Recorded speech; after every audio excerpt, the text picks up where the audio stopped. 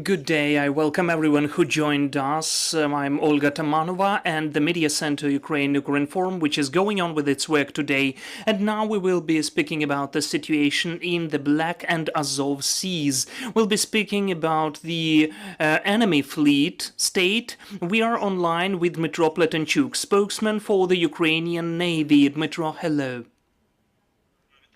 Yes, hello studio, hello all of the presentees and the viewers. Dmytro, I would like to begin our conversation with such input data about the state of the enemy fleet and about how we know that recently many of the ships were hit by us. What is the current situation? How can we describe it to understand the whole picture?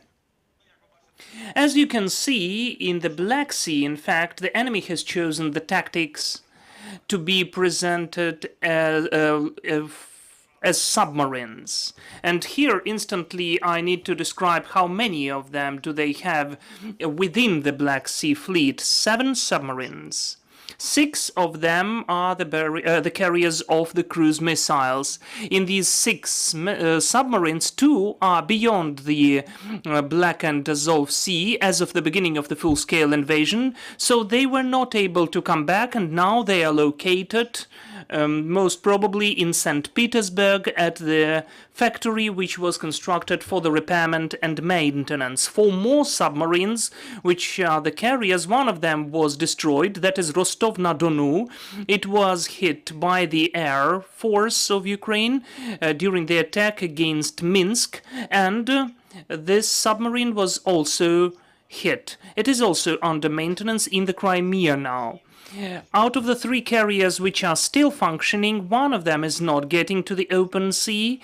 Most probably it is also at the repairment or maintenance, but this information is only an assumption.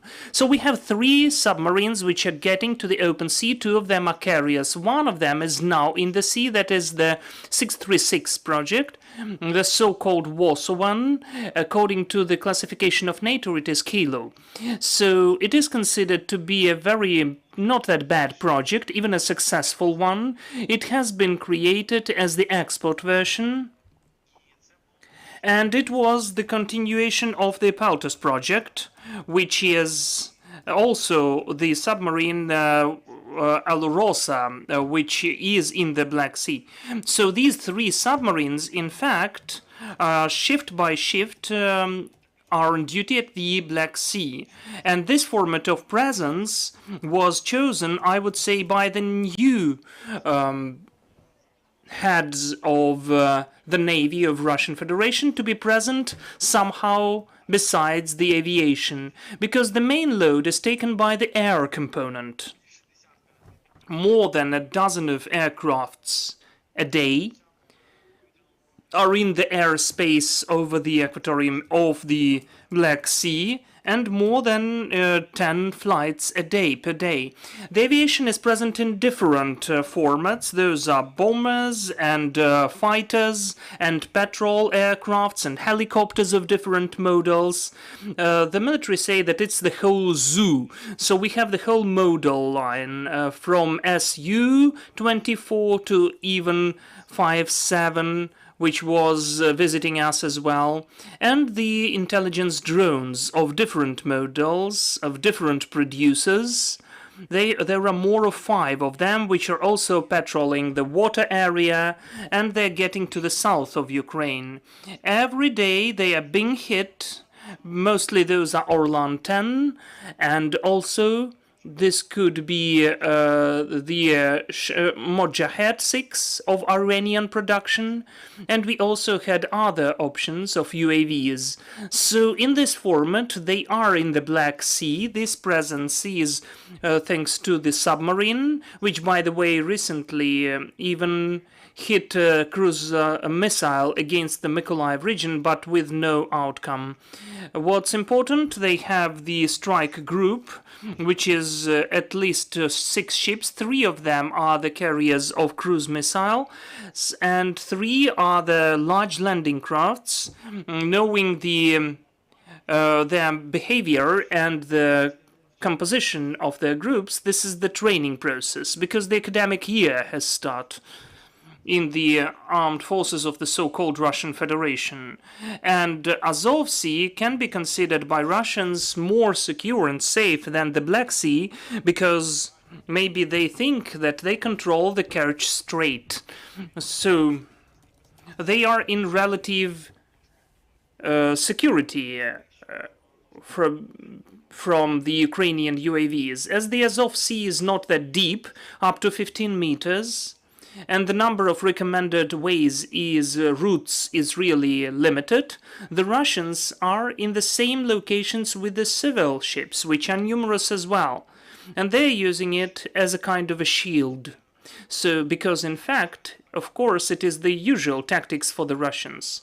As for the issue of logistics provision of the Crimea, which is the most relevant as of today, we can see that the tactical group is provided thanks to the work of the ferry, which is not civil at all. This is the ferry crossing, which covers more than 3/4 of military logistics to provide the Crimea, and the South Group, which is taking part in the combats in the south direction. The bridge does not have that much of logistics load, first of all because of the lots of damage which was inflicted by the operations of the security service of Ukraine and the military. So, Dmytro, do we understand correctly that the ferry crossing, which was damaged by us, by our strikes, was more or less restored, reconstructed, and it is functioning now? Yes, I can state the fact that it is working now. One more question. Recently we had the information that the ships of the aggressor country, for the first time in 2024, they came to Mariupol. Is it true? And if yes, what does it witness about? As for the military units, I'm not sure. I cannot confirm this information. As for the civil ships, yes, surely they're constantly there.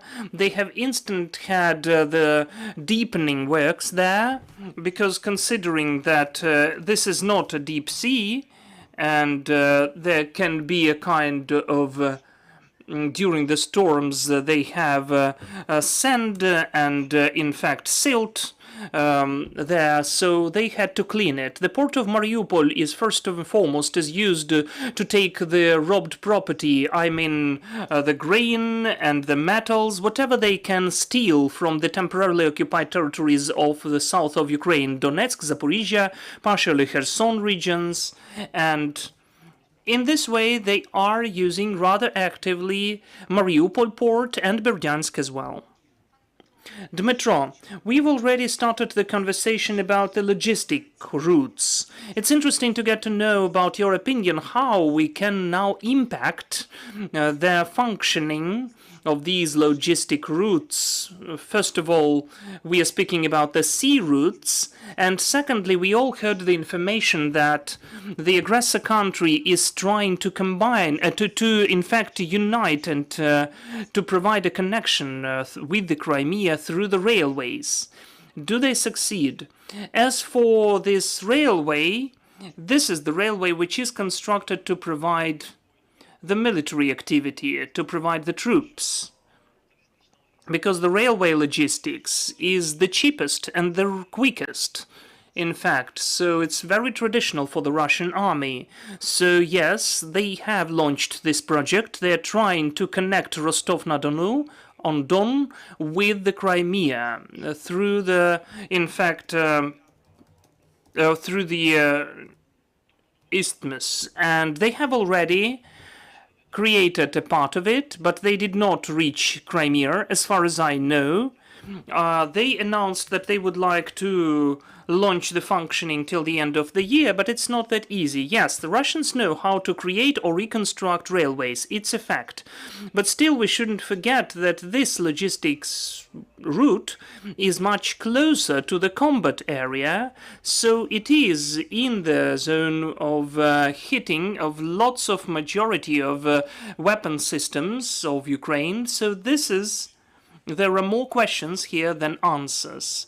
The enemy says that we cannot reach them, but how can it be used? With what consequences? We'll be able to see that only later. And the second question is about the sea routes. How can we influence their functioning as well? There are several points which are important here. First of all, Ukraine is complying with all the international rules, the Convention of the United Nations on the marine law. So we cannot act in contradiction with any international law. We provide the security of our civil shipping and the navy and other components of defense and security forces of Ukraine. And our objective is, first of all, to do that so as our corridor was working sustainably. More than 50 million tons of freight is already a very substantial indicator, and the main part and freight is steel grain. This is the biggest share of all of the shippings, and for Ukraine we cannot overestimate the importance of export. Before the full-scale invasion, the sea component had 90% of export, so as well as import, by the way. So we are focused first and foremost on the provision of this corridor. As for the sea communication routes which are used by Russian occupant, again, we need to separate several points. First of all is the civil shipping, the trade ships, and unfortunately they are still getting to the ports in Azov region through the Crimean Strait, which is in fact officially closed by Ukraine because these are the territorial waters of Ukraine, and we've created already the warning about the closing of the civil shipping at this part, but still they are coming from the Bosphorus as well to the ports at Azov part, official Russian ones. And secondly, this is more the question to the international law. That is the use of the sea logistics in the interests of the military.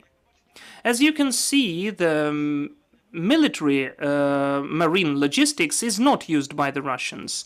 The transportation by the, for instance, large landing crafts are not used because they understand the consequences. And we all saw that Cesar Kulikov let us know about that, as well as Novocherkassk, for instance. So yes, they are using the civil ferries so as, together with the civilians, using them as a shield, as they always do, to transport their targeted freights. Last time, these logistics tools were inflicted and were hit because they don't have the collateral considering the planning and the use. However, in fact, it is still the main tool for them, because as I already mentioned, the breach cannot provide that. And the aviation communication takes too much time and it's too expensive. By sea, you can also use the automobile or vehicles, but it is much more expensive and takes much longer because the train can take much more instantly than the trucks if you need to take ammunition or reserves or the stuff. We have the question among the journalists, please. Hello, Volodymyr, D1 TV channel. I have two questions. The first one is, how does the enemy use the river communications in their military operations? And the second question, what is now the enemy Dnipro Navy now? What is happening with this enemy's project? Well, knowing how they love Greek mythology, which they don't have anything in common, in fact, you do remember how they named the Prometheus. So the Dnieper fleet can be named Charon, in fact, because it would be really clever if we do that. Because from time to time I can see the losses in the Dnieper, 3, 5, 2 boats per day, in fact. Those are smaller boats, of course, and definitely they have lots of them, because this fleet has been created out of the mixture, starting with the little boats and bigger ones which they trivially are taking or grabbing from the local population in Kherson region. Because it's not a joke, every third person there is a fisherman, and so they had lots of cooperatives along the Dnieper River from both banks, and so lots of boats. So they use these boats, civil boats. They're also using usual vehicles of the Sea Infantry. 810 Brigade of the Crimea is working there. And they are also strengthened that with additional ones within the Dnieper watercrafts. But this is the open water, so this is the huge risk of mines. And a huge number of FPV drones. At this direction, by the way, for instance, the Ukrainian armed forces have the substantial advantage on the use of FPV drones. And of course, the losses are very substantial among Russians as well. So just to say that they are somehow using the river fleet for that, and these watercrafts successfully, no, it wouldn't be true. So yes, in fact, for them, Dnieper is a Styx river. They can get to the other side, but in the majority of cases, this is the trip with a one-way ticket. Dmytro, thank you so much, and we have one more question in the audience, please. Victoria Shevchenko, Ukrinform. Do we now see the threat of the, in fact, Russian landing of the Russians at the south of Ukraine? The only place where they can provide amphibious landing at the occupied shore of the Azov Sea. This is the only location where they can provide the amphibious landing more or less without consequences. But without any jokes, the amphibious landing capacities of our enemy were decreased during the last 2 years. Before the beginning of the full-scale invasion, they brought 6 large landing crafts, so altogether there are 13 of them. Without considering our large landing craft Olshansk, which unfortunately is left in the Crimea, and as we found out, they reconstructed it. But they restored it. That's good, but what happened after that is a different story, because they cannot use it anymore. So the overall number is 14 units. 4 of them have been destroyed, 5 are being repaired, and 5 are functioning. So as you can see, in fact, it's 1/3 of what they were going to use during the amphibious landing process. So we have the decrease of their amphibious landing capacities. Secondly, coming closer to our shore is the quest, well, not with a zest, but it's just the kind of a really lethal case, because at least 100 marine miles is the biggest distance to our shore. And the bigger objectives like large landing crafts. Besides that, such operations are the most complicated marine operations, and they are not done as a separate operation only when they want to provide this kind of amphibious landing at the shore. It's, in fact, within the overall bigger military operation to support the land component. So if they succeeded on the land, what they considered they will achieve at the beginning of the full-scale invasion when they went around Mykolaiv city from the north and they were stopped at Voznesensk, then it could make sense if they reached Odessa region, but they did not. And of course they will not anymore. So this operation, in fact, is senseless. So as of now, such operations shouldn't be expected. Dmytro, I thank you so much that you joined our air. I thank you for the information which you provided. Dear colleagues, let me remind, we had Dmytro Pletenchuk, spokesman for the Ukrainian Navy. And I thank you for your interest. Thank you for staying with us. And just now our team is getting ready the schedule of events for tomorrow, so follow our announcements. We are working together for the sake of our victory. Glory to Ukraine.